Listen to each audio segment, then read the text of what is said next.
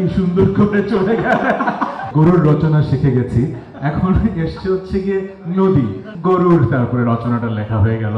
আমি অনেক বছর গানের মানুষ ছিলাম, সেখান থেকে বিরতি নিয়েছি বলে অনেকের মনে অনেক প্রশ্ন আছে।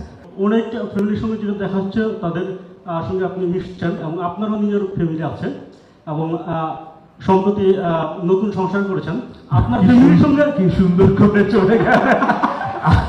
পরীক্ষার হলে আমি গরুর রচনা শিখে গেছি, এখন এসছে হচ্ছে গিয়ে নদী।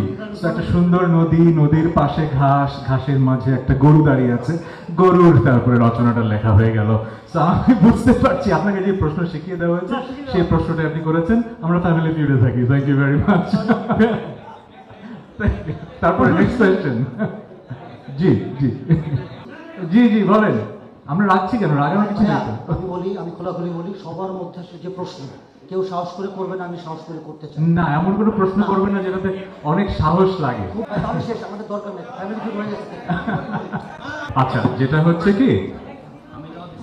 হচ্ছে কি আমি অনেক বছর গানের মানুষ ছিলাম, সেখান থেকে বিরতি নিয়েছি বলে অনেকের মনে অনেক প্রশ্ন আছে। আমি এটা বুঝতে পারছি, কিন্তু এইটার বিষয়ে যদি আমি কথা বলি, আগামীকাল এই বিষয়টাই আসলে হেডলাইন হবে, তাই না? সো সেটা যেন না হয়, আমরা এখানে ফ্যামিলি ফিউড নিয়ে কথা বলি। বাট আপনাদেরকে আমি একটা জিনিস জানিয়ে দিতে চাই, বঙ্গর সাথে আমার একটা কথা হয়েছে, তারা আমাকে নিয়ে একটা স্পেশাল ইন্টারভিউ শুট করবে, ডকুমেন্টারি, সেখানে সেই প্রশ্নগুলোর উত্তর দেব।